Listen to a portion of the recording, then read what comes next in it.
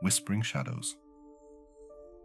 The sun sank behind the red rock formations of Sedona, casting the small town into an ominous twilight. The streets, bustling with lively tourists during the day, now lay deserted, filled with a heavy silence that heralded the breath of night. Under the fading sky, Jack Holloway ventured into the darkness, his steps piercing the trembling silence of the town as if he were the only living creature on the streets. Jack was a man in his mid-40s, his face marked by years of loss and sorrow. He had recently moved to the picturesque town of Sedona in search of a fresh start, but the shadows of his past seemed to follow him everywhere. As he reached the abandoned house on the outskirts of town, he felt a strange unease stirring within him, as if something ominous awaited him. The house, a weathered structure of red brick, loomed ominously before him, surrounded by wild bushes and drooping branches that swayed in the wind, like the skeletal fingers of a long-forgotten power. Jack passed through the rusted gate and entered the front yard. Its grass long turned to weeds, feeling a shiver run down his spine.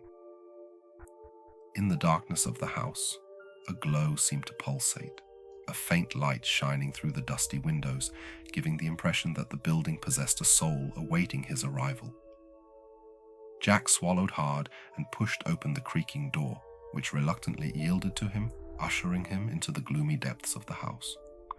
A cold breath greeted him as he stepped into the abandoned hallway, and he felt the darkness congeal around him, as if it were alive and seeking to engulf him. Yet Jack forced himself to venture deeper into the house, driven by his curiosity and his inner struggle against the ghosts of his past, even though his mind urged him to turn back. In the living room, a silence spread thickly, almost palpable. The furniture stood abandoned, covered in a layer of dust that stifled the glow of bygone days. Jack's gaze fell upon an old rocking chair, gently swaying back and forth as if it were being rocked by invisible hands. A cold shiver ran down Jack's spine as he wondered if he was truly alone in the house.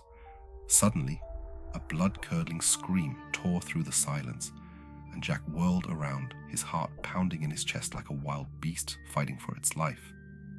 From the shadows emerged a figure, a woman in a white nightgown, her face hidden behind an impenetrable veil of darkness. Her body seemed to flicker, as if it were not quite real, and her gaze pierced Jack like the blades of a knife. Jack knew he was facing a poltergeist, a spirit from another world trapped in the darkness and seeking redemption. His mind struggled against the inexplicable horror that surrounded him, yet his body was frozen, unable to move or utter a sound. The figure drew closer and closer until it was only a few steps away from Jack, and suddenly the veil that had obscured her face lifted, revealing the empty eyes and twisted smile of a soul consumed by madness. Jack's heart raced with fear as he felt the eerie gaze of the figure, which seemed to penetrate deep into his soul, stifling any hope of escape.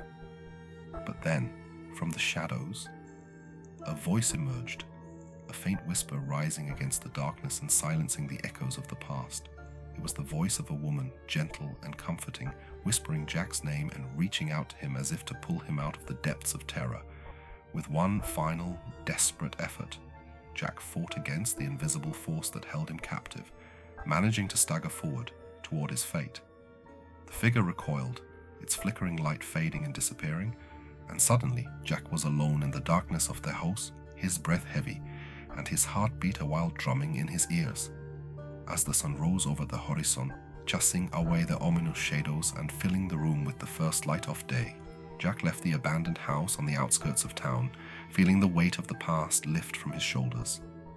He knew he had escaped the poltergeist and the demons of his own soul, but the memory of that night would haunt him forever, like a whisper from the darkest corners of his mind.